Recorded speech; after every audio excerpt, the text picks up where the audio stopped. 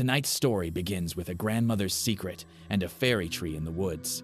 What seems like a childhood game of hunting for fairies becomes a doorway through time and into danger. A girl's desperate wish to save her dying grandmother leads her to 1955, where she finds friendship, terror, and a predator lurking in the shadows. But the darkest secret of all is who her grandmother truly was. Step into Ravenscroft Woods, where wishes come at a terrible cost. Welcome to Nightmare Proof, where true horror comes alive. Here, you'll hear real stories of the strange, the disturbing, and the unexplainable. Turn down the lights, get comfortable, and prepare to face the darkness. Every Saturday, my grandma took me fairy hunting.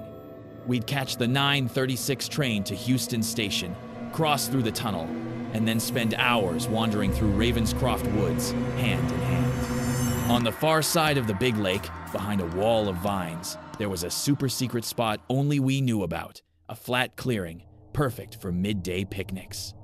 As we munched on fruit scones and sipped hot tea from a thermos, Grandma would point to a nearby oak tree, massive and brown and mottled with moss. "Look, Evelyn, that's where the fairies live," she'd say, pointing to a hollowed-out hole beside the trunk. A circle of plump, spongy toadstools surrounded the tree's exposed roots, and she insisted that anyone who stepped inside the fairy ring risked getting trapped in their realm. To 10-year-old me, it sounded like Narnia. All I wanted, more than anything, was to see these magical creatures. My eyes would stay glued to that dark hole until Grandma started to pack up, at which point I'd beg her for 10 more minutes. "Don't you worry, Eve. We'll come again next week," she'd say, and then we'd pinky promise. As a sign of respect for intruding on their home, Grandma always left a little package of chocolates, a fairy's favorite snack, sometimes under a log, other times beneath the fallen leaves. And by the next week, the treats were always gone. No matter what we did together, rummaging in thrift stores, practicing hopscotch, or even homework, Grandma and I always had the best time. So you can imagine how gut-wrenching it was to find her on the kitchen floor, her eyes rolled back into her skull. She was admitted to the hospital on June 3rd, 2015. Over and over, the adults in my life promised she'd be better soon. But while staying with my Aunt Christine, I tiptoed downstairs one night and overheard her on the phone. "Poor Mary's infection is severe now. Even if she makes a miracle recovery, she'll be too weak to look after Evelyn." During my next visit, Grandma was on a ventilator, her arms covered in ugly purple bruises. I took Aunt Christine's hand and told her we had to go to Ravenscroft right away. Maybe, in exchange for their chocolate, the fairies would grant me a wish like in the stories. In a voice full of pity, she explained that Grandma needed us close now, not wishes. Furious, I ran out of the ward, doctors and nurses calling after me. I sped through the parking lot, caught the next bus to Houston, and used my pocket money to buy the biggest bar of chocolate I could find. On the other side of the tunnel, a bearded man handed out flyers protesting the council's decision to level Ravenscroft and develop an apartment complex. I folded it into my pocket and mumbled, "Thanks." At the fairy tree, I placed the chocolate outside the ring and said, "I don't know if you can hear me, but I really need a wish to come true. Please make my grandma better." I sat there cross-legged until dusk. By then, there had been no sign of fairies, and worse, Aunt Christine was probably furious with me now. Angry at the fairies, I yelled, "Thanks for nothing," and kicked the head off the nearest toadstool. I went through the wall of vines and stomped along the trail until, suddenly, a fluttering sound came from the direction of the tree, though I couldn't see anything. Had the fairies heard my wish? I pushed the vines aside and stepped through, but saw no mythical creatures. It was just a scrawny little girl, about my age, and dressed in a strange blouse, devouring the chocolate bar with a speed that would put a hippopotamus to shame. "Are you a fairy?" I asked, as I slowly approached her. Like me, she had curly blonde hair, except hers was a tangled, almost wild mess. "I'm not a fairy," she snapped, her mouth still full. "Then, what are you?" I'm a girl. I pondered this. Then how come your clothes are so weird? Why are your clothes so weird? Weird? What was so weird about a pink jacket with a unicorn on it? I said, You're not supposed to eat those chocolates. I left them for the fairies. That's stupid. Hasn't anyone ever told you fairies aren't real? Fairies are real. No, they're not. My hands curled into fists. Whatever. I paid for them, and you're stuffing them in your face. After a loud burp, she said, Got any more? I shook my head, and with that, she ducked back into the hollow. At least say thank you, I yelled. No reply. I stomped over the toadstools, marched right up to the hollow, and peered inside. The girl was gone. But how? And then, Grandma's warning echoed in my mind. Was this how changelings lured children into their world? If it was real, what did I have to lose? Without a wish, Grandma wouldn't be around for long. Stepping into the dark space, the ground gave way beneath me, and I tumbled forward. I planted my chin in the wet earth. I stood up, spitting moss and dry leaves from my mouth. I had fallen outside the tree. But wait, hadn't I fallen in? What was that about? It didn't seem to matter. Overhead, storm clouds were forming, and the sun had nearly set. Not wanting to get lost overnight, I started back for the trail. Immediately, I was confused. Instead of the usual wall of vines, there were now gnarled, skeletal branches all around, rattled by a harsh wind, and the grass had a fresh coat of dew, as if it had just finished raining. I pushed my way through the branches and looked for familiar landmarks, doubling back once, twice, soon realizing I was stumbling around in the dark. Hoping a late walker would come to my rescue, I called for help over and over. Hello? A male voice finally shouted back. I'm lost. Please help me, I yelled, running through a thicket of bushes toward the sound. But when I heard a pair of heavy boots running in response, I stopped dead in my tracks. I'm not sure why I was suddenly terrified. Maybe it was the foul odor that came with the approaching figure. Or maybe it was the raspy, jarring quality of its voice, which I could now hear clearly in the groaning air. Whatever the case, I had a powerful feeling I didn't want to be seen. I quickly broke from the path and threw my back against the far side of an ash tree. I squeezed my eyes shut, my whole body trembling, as the voice circled my position. Where are you, sweetie? Come on out. Then, from nowhere, something brushed against my arm. A hand clamped over my mouth, stifling any sound I might have made. Terrified, I opened my eyes to see the girl from before, an index finger pressed to her lips. We stayed motionless while the heavy footsteps trudged past, the grating voice fading into the darkness. When it had fully subsided, the girl whispered, "Let's go," and pulled me along the trail. For 15 minutes, she guided me through a maze of swaying trees and hedges. On the other side of the lake, we approached what looked like the front entrance, except for the train tracks above the tunnel, and after that tunnel led us to what should have been Houston Street, my jaw dropped. For the station was gone, replaced by 2 rows of red brick houses. Black pillars with domed tops stood guard every 20 yards or so, and there was no clear boundary between the road and the sidewalk. Could this be the fairy realm? Ignoring this, the girl pulled me through a narrow, arched gate onto a cobblestone path sandwiched between 2 buildings. Still catching my breath, I said, "The overpass." "What?" "The train tracks." "Oh, that. It doesn't exist yet." I stared at her, speechless. "You've traveled back in time," she said, as if this were no big deal. In response to my confused face, she added, "When you climb inside the tree, you travel through time. You're lying." Though my rational mind was still in denial, all my senses told me this was true. How else could you explain the magical rearrangement of Houston Street? "Why is this so hard to believe?" the girl asked irritably. "Weren't you believing in fairies 20 minutes ago?" "That's different," I answered bitterly. "I have to go back." "You can't." "Why not?" "Hat Pat is still behind us. He's probably still looking for you." "Who's Hat Pat?" "A psycho. They say he's responsible for a bunch of missing kids. That's why he lives in a shack in the woods by himself." "Isn't there a way around?" I asked, still struggling to process these events. The girl shook her head. I thought for a moment.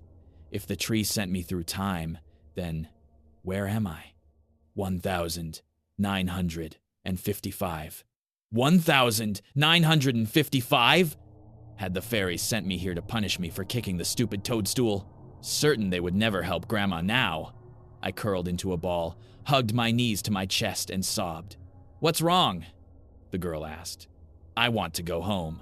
Oh, well, I can take you back to the tree tomorrow? What am I supposed to do until then? I don't know anyone in 1955, and you ate the chocolate for the fairies. Why does that matter so much? Because I really need a wish. My grandma's sick, and I need the fairies to make her better. While I buried my face in my knees, the girl said, Why don't you come home with me? You can hide out there till morning. Looking back, it's likely she offered out of guilt for my unfortunate situation. Aunt Christine would be sick with worry for me, but it didn't seem like I had much of a choice. I stood up, wiping snot from my chin. Fine. You owe me for eating the chocolate anyway. Deal. My name's Rosie, by the way. Evelyn. Starting down the alley, she pointed at my sweater. Okay, Evelyn. People aren't used to those kinds of clothes in 1955, and no one else knows about the tree, so we have to stay hidden. Also, my gran will flip at the thought of another mouth to feed, so I'll have to sneak you in the back. I live with my grandma too, I said. Then, solemnly, well, I did. Is she a mean old woman who hits you with a cane? Rosie said over her shoulder. No, Grandma is very kind. Better than mine, then. Are you hungry? As if on cue, my stomach rumbled. We can stop by the bakery. Miss Donnelly works there on Saturdays. If there are any treats left over at closing time, she lets me have them. On the far side of a network of small, puddled streets, I lurked in the shadow of an entryway while Rosie knocked on a wooden door. A smiling woman in a green apron appeared and handed over a loaf of bread. After they chatted for a moment, the woman went back inside. Then Rosie hurried over and tore the loaf in two. Here, it's not as good as chocolate, but it's still pretty tasty. In 1955, the town was more like a sleepy village. Within minutes, we were on the outskirts. Then a winding dirt road took us across farmers' fields filled with cattle and sheep toward a small, white cottage. Our shoes squelched in the dirt as we crept around the back toward a chest-high window. Wait here, Rosie whispered. I'll let you in as soon as she's asleep. A few seconds later, this rough, raspy voice started. From the sound of things, Rosie was in hot water for being home late. To brace against the howling winds, I rubbed my arms until the window swiveled open. Then my tiny guide pulled me inside a cramped bedroom with a simple wardrobe and a tiny bed. Black grime crept up the stone walls, and the only clue that a girl slept there was a red-headed doll lying on a wicker chair in the corner. As soon as I finish my chores tomorrow, I'll take you back to the tree, Rosie said. You can borrow my old clothes so we don't have to sneak around. Her grand snores, louder than a chainsaw, cut through the wall while she laid out some bed sheets and a mat along the floor. As one girl could barely fit on the bed, let alone two. After we lay down, I looked up at Rosie and whispered, How do you know so much about this time travel thing? Propping herself up on an elbow, she took a deep breath and launched into her story. Rosie's grandmother had a nasty temper, and whenever chores needed doing, she'd wrap this big black cane around her granddaughter's neck and bark out orders. On her 9th birthday, Rosie was in such a hurry to finish her chores and go play that she didn't properly check the bananas she bought from the grocer, meaning she'd missed a bruise. Upon seeing this, her gran stood wielding the cane like a sword. Before things could get messy, Rosie bolted out the door and all the way down the road, and she didn't stop running until she reached Ravenscroft Woods, where she aimlessly kicked at the dirt until she stumbled upon a tree with a huge hollow in its side. It seemed like a good place to hide and cry, so she crawled inside the hole.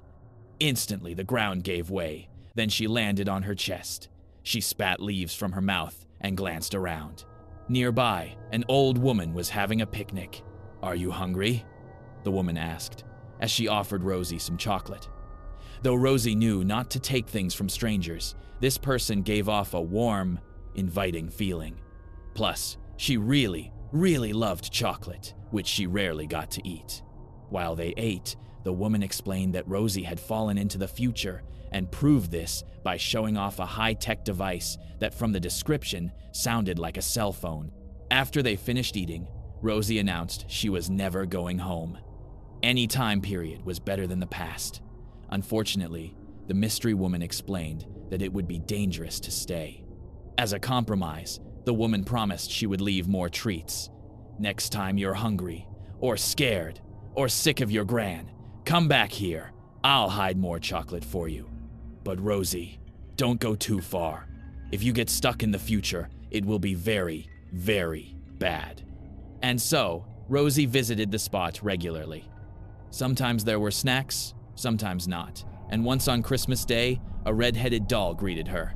But no matter what, she never saw the old woman again. And I never even got to thank her, Rosie said, her story ending on a sad note. Wait a minute, I replied, excited. My grandma leaves treats when we go on picnics. Did she say her name? Mary, I think. That's her, I said, a little too enthusiastically. In the next room, the snoring stopped for a brief moment. I whispered, The woman who leaves the treats is my grandma. I can take you to meet her. This made Rosie's face light up. Really? That feeling of elation didn't last long, because now my mind went back to 2015. What's wrong? Rosie asked. I explained. Grandma's illness meant she couldn't look after me. But we can still visit, can't we? I guess so. And when she's better, can we go on a picnic, all three of us? Deal. I held up my pinky. Pinky promise. She winced.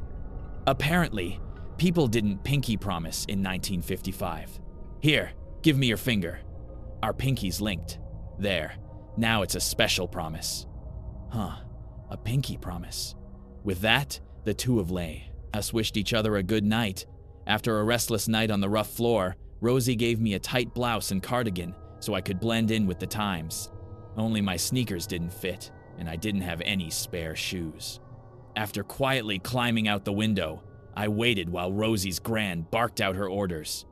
Finally, she shuffled around the house and blew a raspberry over her shoulder. She needs me to get sausages from the butcher. I'll take you back right after. On the way, Rosie asked me questions about the future, mostly about how people lived and worked.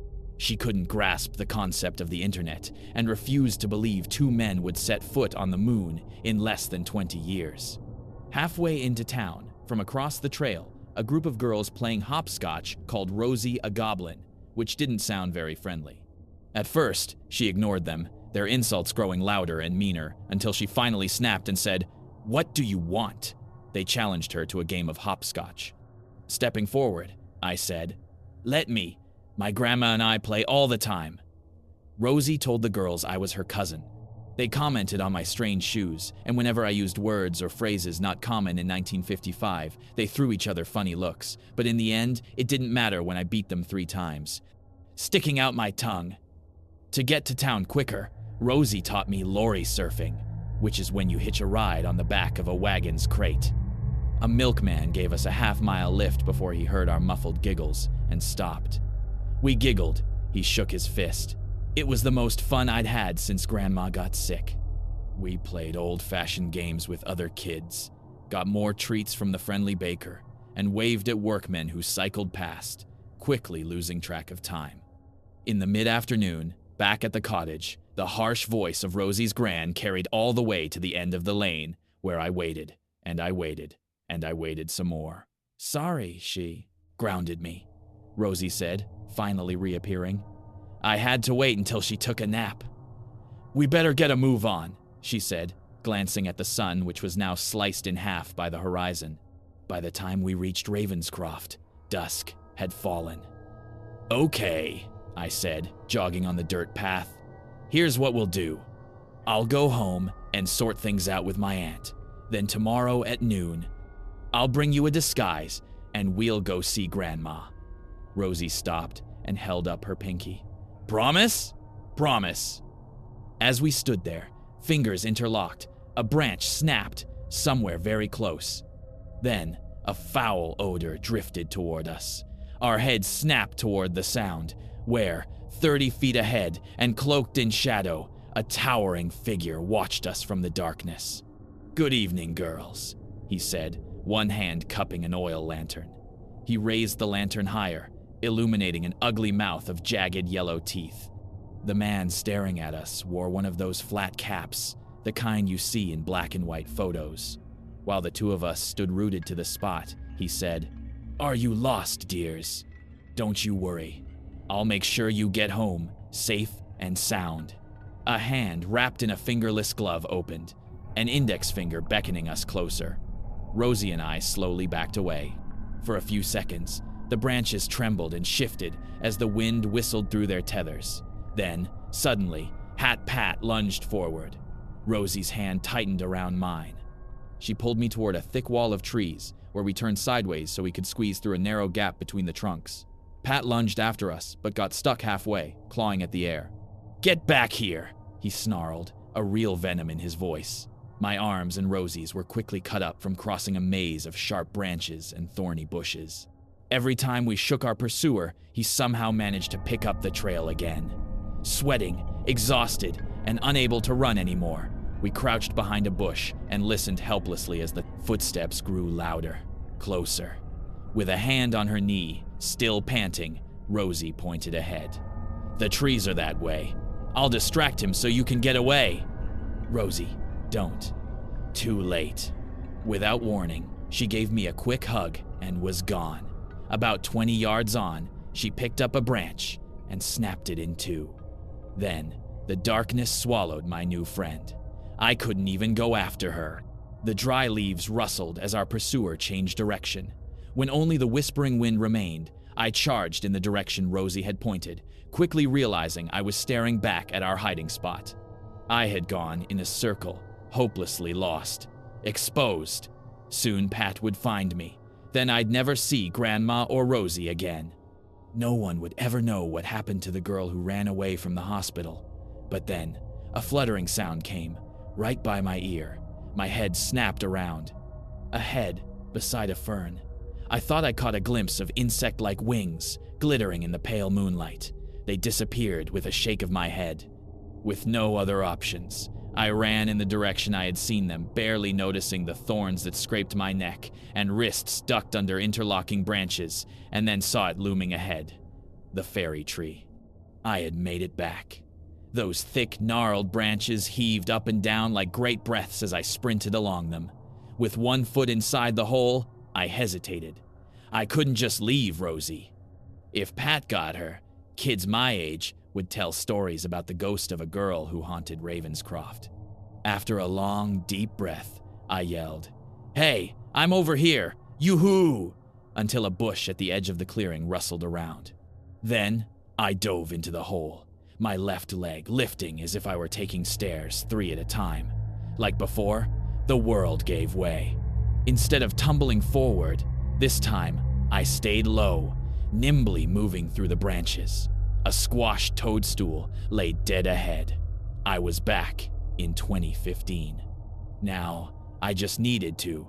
Behind me, Pat fell out of the hole and onto the ground. Jaw clenched, he looked up and snarled, "You little..." The scream that came out of my mouth was so loud, Rosie must have heard it from 1,955. My legs carried me through the wall of vines, working frantically at top speed. Despite my efforts to escape Pat, he remained hot on my heels, his hand reaching for the back of my neck every few seconds. Through a thicket, the rippling moonlight appeared before me, and just as my pursuer grabbed a fistful of hair, we both tumbled down an embankment, hitting jagged rocks on the way. As my foot bent at a strange angle, a shooting pain ran up my right thigh. The black water hit like an ice bath. Bubbles erupted from my mouth while I spun in every direction, blindly searching for the surface.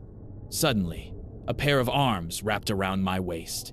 They lifted me out of the water and onto a flat patch of grass, still vomiting up brackish liquid and soggy leaves. Before I could take that first breath, 2 wet, fingerless gloved hands tightened around my throat.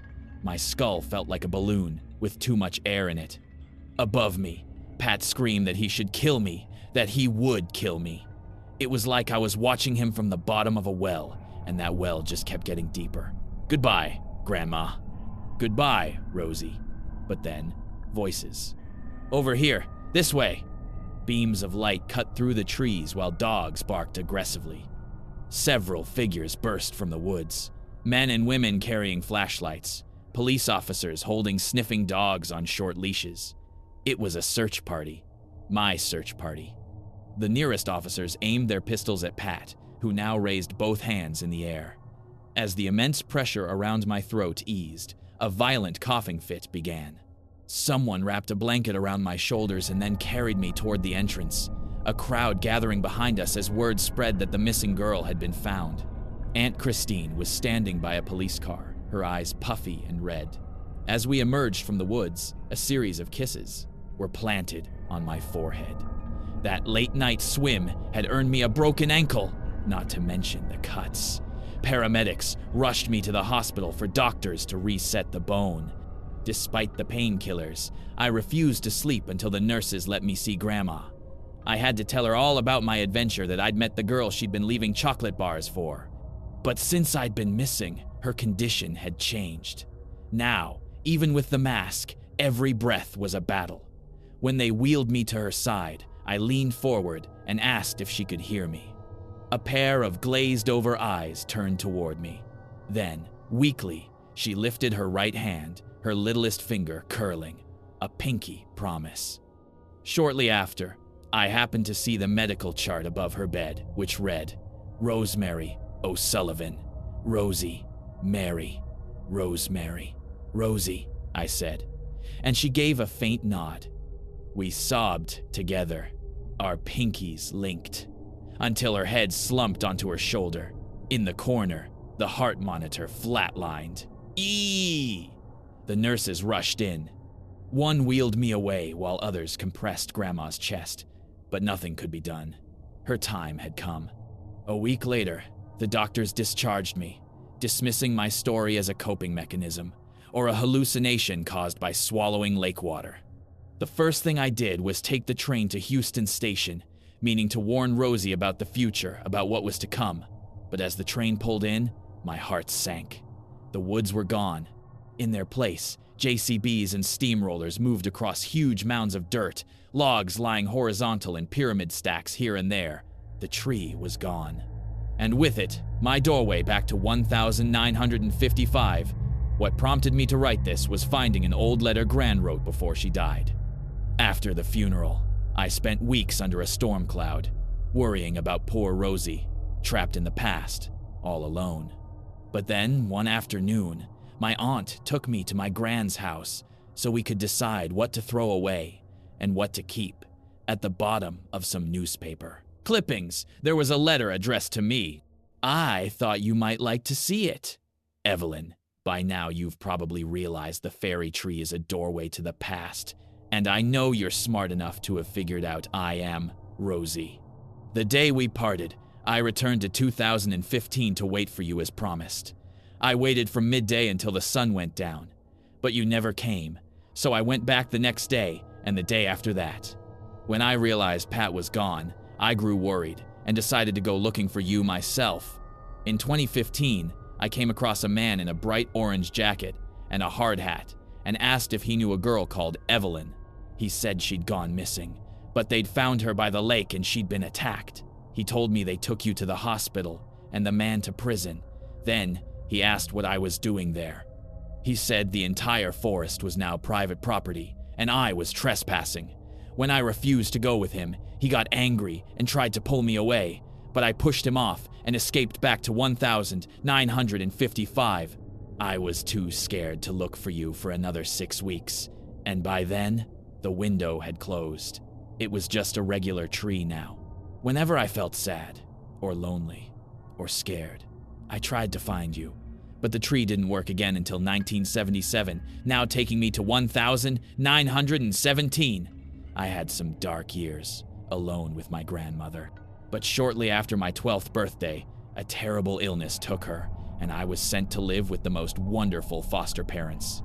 I grew up healthy and happy, spent a few years in the disco flirting with my friends, and then eventually met your grandfather, the most handsome man I had ever seen.